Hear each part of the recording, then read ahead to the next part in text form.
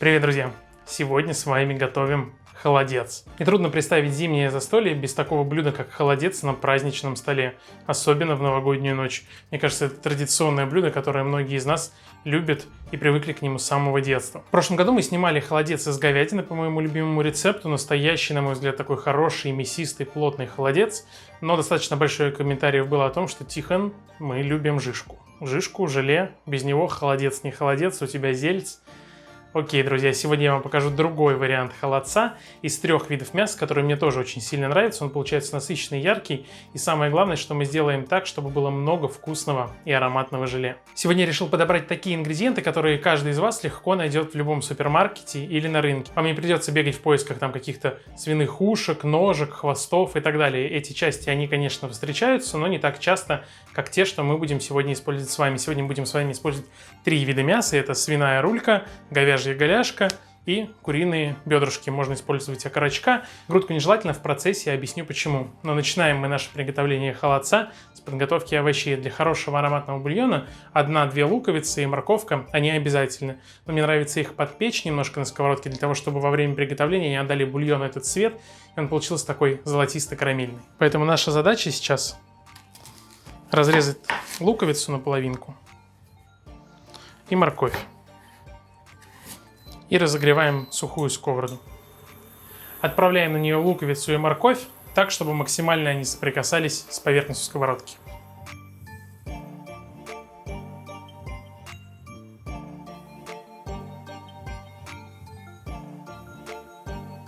И обжариваем их до темно-коричневого цвета, даже до легкой черной такой вот крапинки, для того, чтобы они конкретно подпеклись и вот приобрели вот этот вот вкусный аромат и цвет.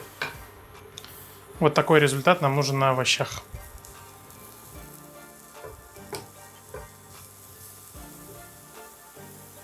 И пока отставляем сковородку в сторону, займемся подготовкой мяса. Для приготовления холодца обязательно используйте большую кастрюлю так, чтобы мясо свободно там располагалось, и был запас для того, чтобы туда налить побольше воды, из которой и будет у нас вот это вот вкусное ароматное желе. Что касается подготовки, голяшки.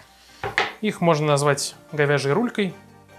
Как хотите, здесь никакой специальной подготовки не нужно. Если у вас целиковая, да, вот такая вот, соответственно, там, нога, кости у Тихона в разные стороны, вот такая, то вы ее можете закладывать целиком. У меня они уже попиленные, намного быстрее начнет срабатывать все вот эти вот коллагенные связки, то есть фактически живой желатин в мясе.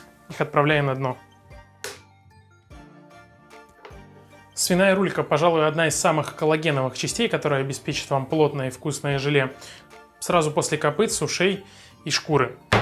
Можно отправить ее целиком, но мне нравится сразу разделать ее вдоль кости, для того, чтобы горячая вода сразу начала проникать внутрь мяса и выводить оттуда желатин. Поэтому берем рульку, просто разрезаем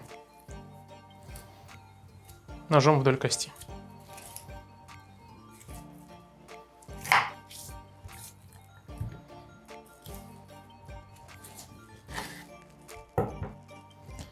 И уже в разобранном состоянии отправляем в кастрюлю. С куриными бедрами вообще никакой подготовки не нужно, за исключением того, что нужно убрать железу. Отрезаем жопку. И отправляем в кастрюлю. При этом в кастрюле у нас осталось свободных 2-3 литра для того, чтобы заполнить их водой, и в них свободно варилось наше мясо. Заливаем холодной водой и первый раз доводим до кипения, чтобы она активно забурлила и начал образовываться шум, ну или пенка. Вода желательно должна полностью закрывать мясо, и наливайте ее с запасом, потому что холодец варится долго, пусть и на медленном огне, но выкипание и испарение влаги будет обильно происходить. И для того, чтобы в конце у вас осталось достаточное количество жидкости для вот той самой желатиновой прослойки, воды изначально должно быть много, потому что желательно не добавлять воду во время варки холодца, а использовать сразу то, что варилось в самом начале. И вот именно эту первую образовавшуюся пену нам обязательно нужно убрать. В ней собрана вся грязь, лишний белок, который там был на поверхности мяса. Все то, что может сделать наш бульон мутным и некрасивым. Потом нас уже остатки, маленькие пенки, которые будут появляться, не будет сильно волновать. Поэтому берем какое-нибудь сито или шумовку и аккуратно все это убираем. Теперь выставляем огонь на минимальный, так, чтобы совсем слабое кипение у нас было важно для того, чтобы бульон получился прозрачным и красивым, чтобы когда холодец сварился, кипение не было активным, иначе бульон получится мутным и не очень аппетитным.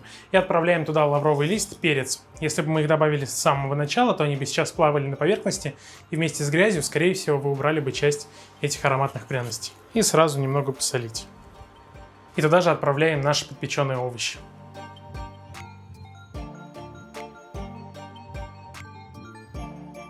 И все, на таком слабом огне забываем про наш холодец на 5-6 часов. Пускай себе спокойно варится, мясо дает свой вкус, коллаген растворяется, желатин выделяется из костей кожи и готовится ароматный вкусный бульон. Можно за ним немножко следить, крышкой желательно не закрывать, просто держите на слабом огне. Конечно, если вода сильно выкипает, например, у вас там дует воздух сильно или еще что-то, то можно подлить небольшое количество горячей воды, но лучше этого избегать. Ну что, друзья, прошло 6 часов, даже чуть больше, как наш холодец варится. И теперь самое время отобрать мясо от бульона, довести его до готовности и собрать нашу конструкцию, которая будет остывать всю ночь. Первым делом из бульона уберу весь мусор, сразу, чтобы он нам не мешался. Это лук и морковь. Смотрите, как они разварились.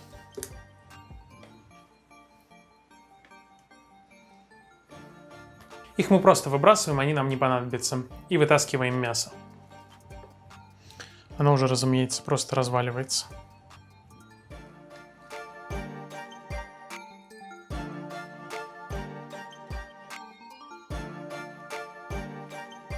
Пускай остывают, для того, чтобы было проще отобрать от костей, перца, лаврового листа. И процедим бульон. Для этого лучше всего использовать какой-то дуршлаг, марлю или какие-то салфетки. Аккуратно процеживаем.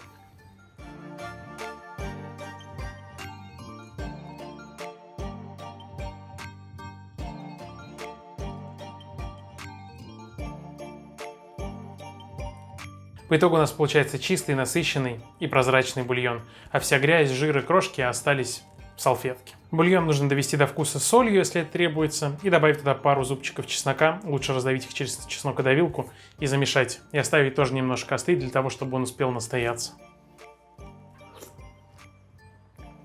Соль добавлять не нужно, добавляем чеснок.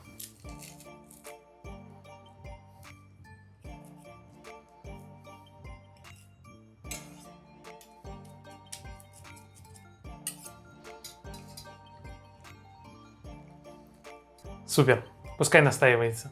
Чтобы не тратить ваше время, сейчас мясо остынет, я его отберу от костей, и мы продолжим. Мясо я отобрал от костей, убрал с него кожу и всякие жилы. Все вот эти вот жирные коллагеновые части я тоже убираю. Это необходимо, если вы хотите получить прозрачный, хороший холодец.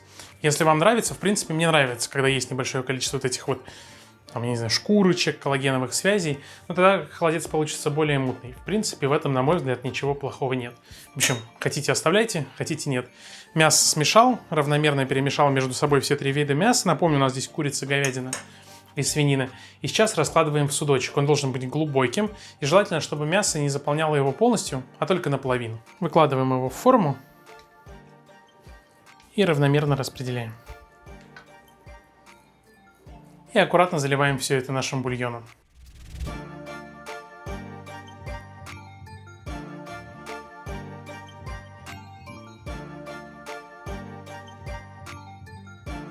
Можно немного пошевелить вилкой, чтобы мясо везде распределилось и бульон везде точно прошел.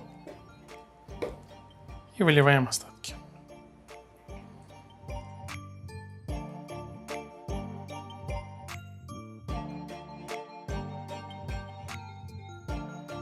Ну просто красота. При таком соотношении мясо в желе находится достаточно свободно, оно как бы в нем плавает, поэтому будет достаточно большое количество прослоек желатина между мясными прослойками.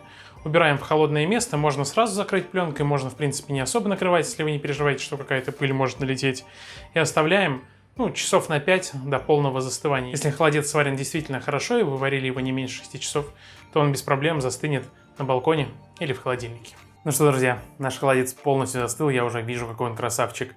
Но предлагаю прежде всего подготовить к нему для подачи соус. Ну, соус, или, как я не знаю даже сказать, наполнитель, в общем, что-то по типу хрена. У меня в руках дайкон. Это что-то среднее между редькой и хреном, у него очень нежный вкус и приятный аромат. Мне нравится из него готовить соус. Для холодца получается очень нежно, вкусно и ароматно. Нарежем его немножко помельче, чтобы блендеру было удобнее справляться. И отправляем в чашу блендера. Добавим немного соли, сахарного песка, чайную ложку васаби и немного лимонного сока.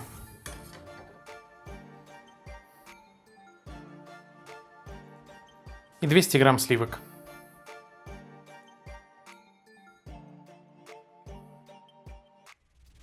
И измельчаем.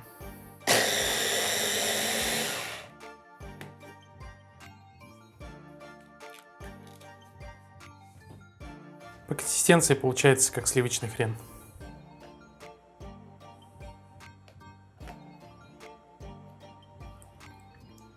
Но по вкусу намного нежнее. Но нам остается только распаковать наш холодец и красиво его подать.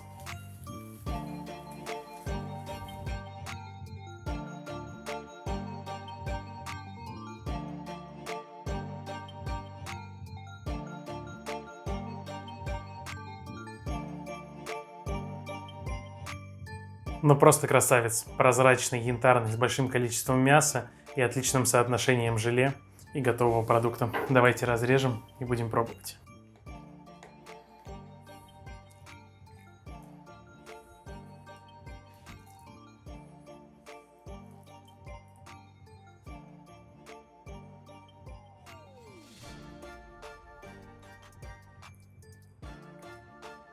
Все как мы любим. Здесь и желе, и мясо, и тонкий чесночный аромат, и очень ароматный запах от самого бульона.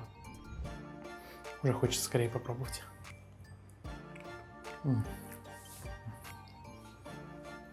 Идеально, друзья. Это не желатиновый холодец, такой не резиновый, не плотный, нежный. Только попадает на язык бульон, он сразу начинает расходиться. При этом он отлично держит форму. Просто потрясающе.